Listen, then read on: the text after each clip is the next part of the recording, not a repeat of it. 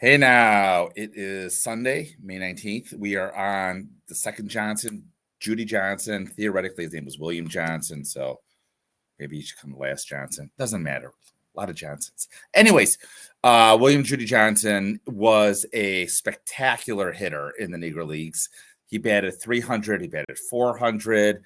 He was an outstanding third baseman. He was considered like the preeminent third baseman in the Negro Leagues, maybe like the Brooks Robinson of the Negro Leagues. And when he retired and when they formed the Negro League Committee in 1971, he was on that committee to choose the first batch of Negro League Hall of Famers to go into the Hall of Fame. He was eventually the sixth Negro Leaguer chosen, part of the original, let's say, class between 71 and 78.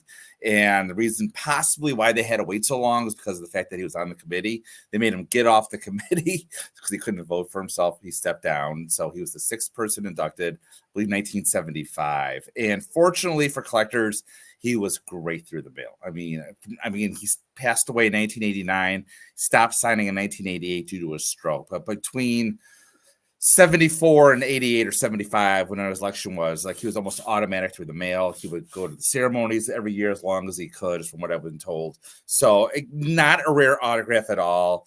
He's not very much a target of forgers. Ron, in his book, talks about one certain autograph that he believes are forged. We're going to look at that in a second. The only other couple of things to mention is the fact that signed bank checks about him, they're out there. They're not terribly rare. They're going to run you about $100. Again, not a lot. And the other thing are celebration cards, the Dick Press celebration cards.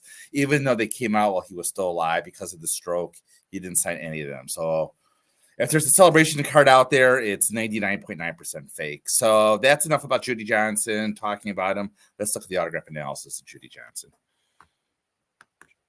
So as always, let's start with the PSA database right here. Obviously, this is a picture of Judy Johnson holding his plaque.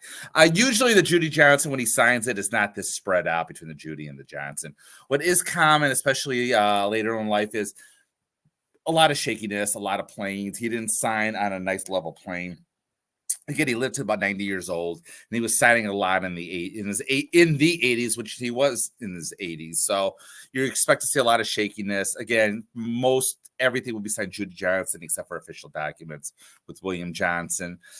Usually when I see the J is like this loop straight down, and then another loop comes up right here and starts with the Judy. I've seen it where this is a 3-loop J, which we'll see in a second. Again, same thing with the Johnson right here. Again, you can see where it's 1, 2, possibly, I would call this, I don't want to say a 3-stroke because you see there's a break right here. Usually you do see at least one break in his name. Again, he just signed very slowly, I don't say methodically, but again, it's not a hard autograph to forge just because he signed so much. Not a lot of people are forging him. Again, on baseballs, if I'm looking at a baseball, when I say, so you can see right here, this is 1J coming straight down. This is a second loop added. Same thing right here. This is 1J coming down. This is a second loop added. When I say a 3-stroke, you see how the Judy starts right here. Now, one thing that Ron talks about, and I agree with this, the fact you need to look with this Y, you don't want to see Ys like tailing out to the right. And we're going to look at those in a few minutes here. Again, it's just very common. Again, you've seen Judy Johnson. You know what his autograph looks like. It's not rare at all. Like I said, expect to spend not even $100 on a baseball. But again, you're looking for shakiness. Usually in the baseballs, they literally, like especially in the 80s, they go up and to the right, as you can sort of see right here. So even though they may seem almost on a nice plane, they're still like up and to the right a lot. Going on, I'm not going to show this autograph right here is actually in my collection. It's framed on my wall. I bought this a while ago from Fame. Negro League historian John Holloway. So I have this actual letter, so I'm not going to show mine because this is the letter I have. I really like it because it's on this cool Phillies letterhead when he was a scout. Again, right here, it's from 1970. It's dated, and you get the full William Judy Johnson autograph. And it looks like with these letters, he signed it a little bit nicer. But again, this is pre-Hall of Fame, so people weren't really asking for his autograph like 1975. Again, right here, this is 1975. And even here, he's got a nice flow to his autograph. This is a little bit unusual that the Y connects to the J right here. I mean, usually with the N, you're looking at it to come straight up like that. It's kind of rare to see the S not go into the N.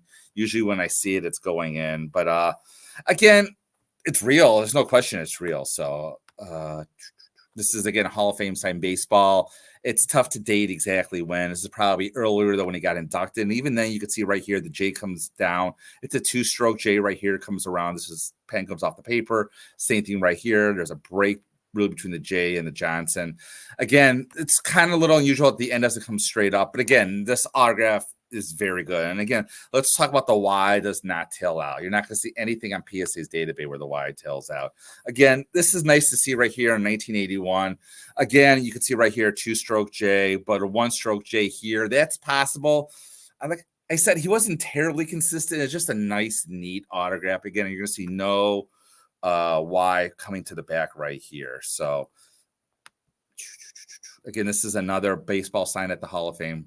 Again, right here, 2-stroke J, 1-stroke J here. Again, you can tell there's a break right here. The N that we talked about before comes up and it's like sort of flares out right there. Again, another letter. I mean, by now, hopefully you're getting the picture of like what a Judy Johnson autograph looks like. We got a 2-stroke J like I talked about right here. Again, right here, a nice Johnson with the N flaring out right here. Again, we haven't seen any tails to the right. Again, we're going to get to that fairly soon. And last, this is a common pose of him. This is like he did some mass signings towards the mid to late 80s because by then he was a Hall of Famer. Again, this is typically probably what you're going to, these are a lot of Judy Johnsons, what you're going to see. Again, these were the J's, though, is a 1-stroke J here, 1-stroke J here, break between the U and the O right here. The N sort of flares up a little bit right here. Again, it ends a little bit to the right here, but that's not the tail that we're talking about. Let's talk about the tail. So right here. Oh, this was a nice letter that Jim Stinson sold fairly recently, and it went for less than $100. And I'm like, this is like the kind of autograph I want to get. So I have one just like this on beautiful Phillies letterhead. So I was watching this autograph. I thought about bidding on it, but I already had very similar, so I didn't. But like a dream Judy Johnson autograph, if I didn't have one, would be something like this. And you can see it went for less than $100. So it's not a terribly expensive autograph. Let's talk about this one right here. So this is signed out of Bobby Brown balls. So when Bobby Brown balls, I think for 84 to 88 or 89. And Ron says, look out for this tail. So this tail right here, you see how it swings to the right. Now, let me say this first of all. Who sold this? Well, I don't know the seller right here. This ball is like, I don't want to say pristine, but like if you look at it, number one is you see how it's all on a level field. And like by the time Judy's 85, 86 signing these balls, we don't want to see that. We want to see balls going up, balls going, the signature going down. This is a PG rated video. So we don't want to see a nice smooth plane at this. So I can see why Ron thinks balls like this with the Y flaring out to the right may not be good. I mean, I can see my doubts. The N doesn't flare out, which is typically what you still expect when you see a Judy Johnson like towards the end of life. So again, I want to show another one right here. And let me say this.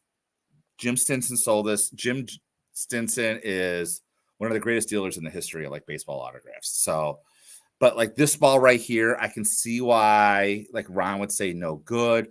You see the J like starts much higher, the second stroke higher than, do we have another one here? So you see how the J sort of wraps around right here. You see where it starts here really high. That's kind of weird. The Y curls to the right, which we talked about, is a warning sign. It's again on a nice flat level playing field. Again, when he signed this ball, he's in his mid to late 80s.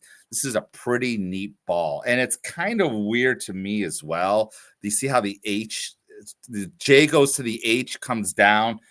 I don't see that I'm not saying it's impossible. It does exist like that. So, but it's kind of rare to see that kind of autograph like this, where the N starts over here. So, and it doesn't flare out. It's on a very nice plane. So, those are the things to look out for Judy Johnson. Again, and not a terribly rare autograph at all. And so we're going to move from Judy Johnson over to Randy Johnson. So I'm going to see if I have the strength right now to film that.